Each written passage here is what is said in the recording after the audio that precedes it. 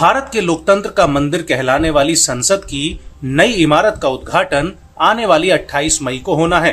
PM Modi इस ऐतिहासिक लम्हे का आगाज करेंगे।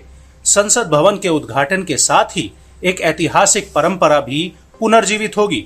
इसको लेकर केंद्रीय गृह मंत्री अमित शाह ने प्रेस कॉन्फ्रेंस की। उन्होंने बताया कि इस परंपरा को सेंगोल कहा जाता है। ये युगों से जुड़ी परंपरा है। इसे तमिल में सेंगोल कहा जाता है और इसका मतलब संपदा से संपन्न होता है।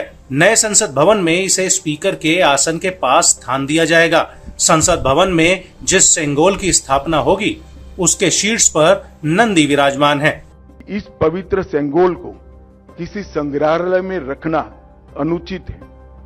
सेंगोल की स्थापना के लिए संसद के भवन से अधिक उपयुक्त और पवित्र और उचित स्थान कोई हो ही नहीं सकता। इसलिए जब संसद भवन का देश को समर्पण होगा उसी दिन आदरणीय प्रधानमंत्री नरेंद्र मोदी जी बड़ी विनम्रता के साथ तमिलनाडु से आए हुए अधिनम से सेंगोल को स्वीकार करेंगे और अत्यंत आदरपूर्वक माननीय लोकसभा के अध्यक्ष के आसन के समीप सम्मान के साथ इसको स्थापित करेंगे।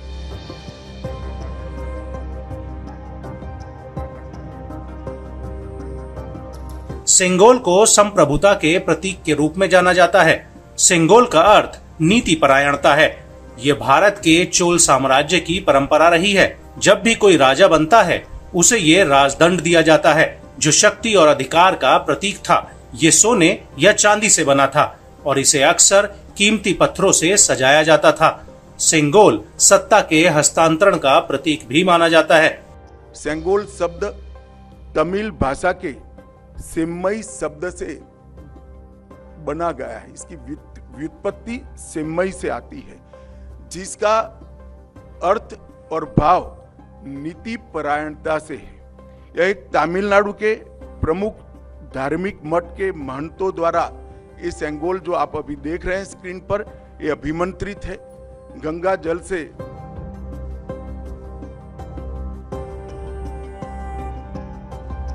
पंडित जवाहरलाल नेहरू जी को ये प्रश्न किया कि ब्रिटिश से भारतीयों के हाथ में सत्ता का हस्तांतरण के प्रतीक के रूप में कौन सा विशिष्ट परंपरागत समारोह का आयोजन किया जाना चाहिए। पंडित जी भी कंफ्यूज थे। उन्होंने थोड़ा समय मांगा और कहा कि मैं साथियों से चर्चा कर आपको इसके बारे में जानकारी दूंगा। पंडित जवाहरलाल नेहरू जी ने चर्चा करने के लिए अपनी पसंदगी बहुत अनुभवी स्वतंत्रता सेनानी, दार्शनिक, भारतीय परंपराओं के जानकार, इतिहास के मर्मज्ञ ऐसे विद्वान सी राजगोपालाचारी पर नियुक्त की, जिनको हम राजा जी के नाम से जानते हैं। उन्होंने ये बात को राजा जी के सामने रखा।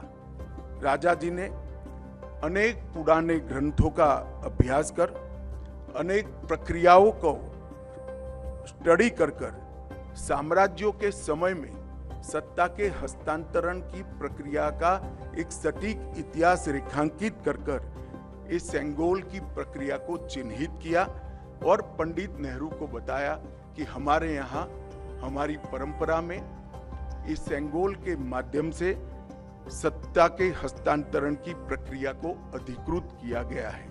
और इस प्रकार ये प्रक्रिया तय हुई और पंडित नेहरू ने पवित्र सेंगोल को तमिलनाडु के अधिनम से स्वीकार कर अंग्रेजों से भारतीयों के हाथ में सत्ता के हस्तांतरण को आकार दिया।